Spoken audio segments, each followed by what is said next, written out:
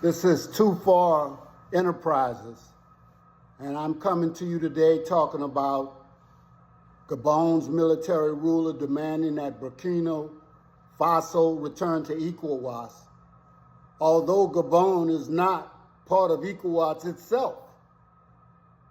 Once again, it is not who you see that is really in power, but it's the one behind that person calling the shots, which is also true of our situation here. And I am speaking of someone no other than President Ali, I won't pronounce his whole name, of Gabon. And we know that Captain Ibrahim Traoré is the leader over in Burkina Faso. So ask yourself, why would Gabon, new leader, want to tell Burkina Faso to return to ECOWAS? I can only think of one reason. Although he's a distinguished general and military man, he's a puppet. He wants power. He wants the ability or capacity to direct or influence behavior or the course of events. But the fact is, he'll never have it as long as France is backing him. And until he stands on his own 2 feet, until Africa and the black folks in America and London and all over stand on their own 2 feet, you will never have the freedom and democracy that you seek. And so let's talk about democracy. Let's talk about that freedom. Why do you want it? What's the difference between your colonizer, colonialism, and neocolonialism? Colonialism creates a power dynamic where the colonizer holds all the power, and the colonized are reduced to subjects of exploitation. For example, slavery, especially chattel slavery. Neocolonialism maintains the same oppressive system, but it just operates under the guise of economic and cultural dominance. So this is what we're looking at when France leaves Africa, but then tells Africa and Africans who their leaders should be and shouldn't be. They have to okay. You have to leave your money in their banks. India just got back its gold from London. Okay? So they understand perfectly what I'm talking about and alluding to. You see, we over here and them, our brothers in Africa, we want the keys of democracy. We want popular sovereignty, where people are ultimate source of political power. We want political equality, where all citizens have equal rights and opportunities to participate in the political process without any harassment. We want majority rule, minority rights, where the decisions are made by a majority vote without stealing elections by electoral votes. But we want the rights of minorities to be protected, especially black minorities. You see, we thought that we were getting minority rights in the 60s, but we were the least ones to profit from being a minority.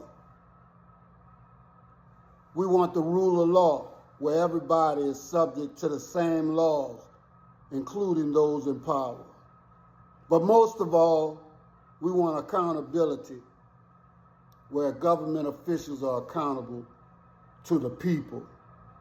And I'm not talking about the people with money. See, right now, we don't even have control over the printing of money in our own country. We don't have control over our own representatives in Congress. We don't even have control over the people who are supposed to keep us safe, because they don't worry about keeping their United States citizens safe. They only want to protect property. The reason why they were organized and put in positions of authority in the first place. You see, because sometimes people get so rich, they cannot secure all their holdings themselves.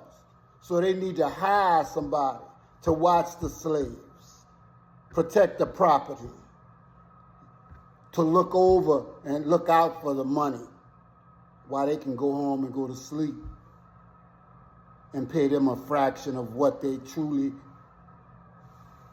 get from us. So I want to go back to something very important. We do not practice unity. We do not practice putting our funds together for us to be able to get the type of power and the type of influence that will direct people to take care of our communities.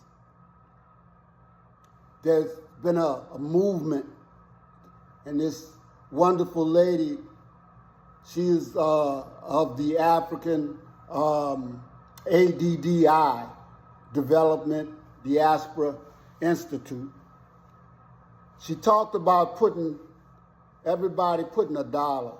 If you have 40 million people, and we take 20 million, for instance, they put $1 in a pot every week. And we do that for just 1 or 2 years, or we can do even more. But we have to start somewhere. I was looking into something that possibly we could do, but everything has a cost.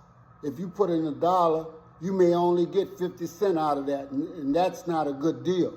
It's just like some of the things that we do when we buy homes and cars. We have to stop buying 2 or 3 houses. You understand? You purchase one, but by the time you get through paying for it, you done bought 2 houses or 2 cars.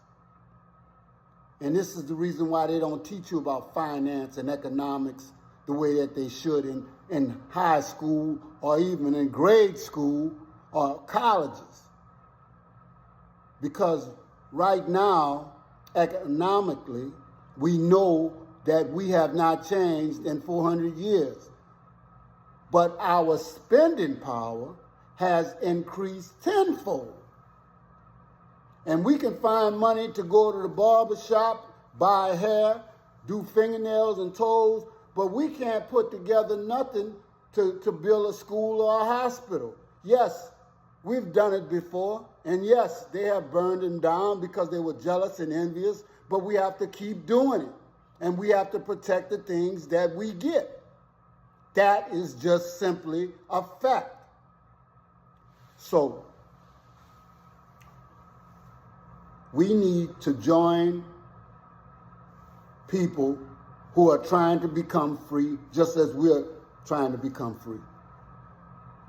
And we need to face these people who have been the worst of the worst when we talk about sabotaging your own people. We have them in government. We have them in the Supreme Court. We have them, we even had them in the presidency. Those are black people who do nothing for their community.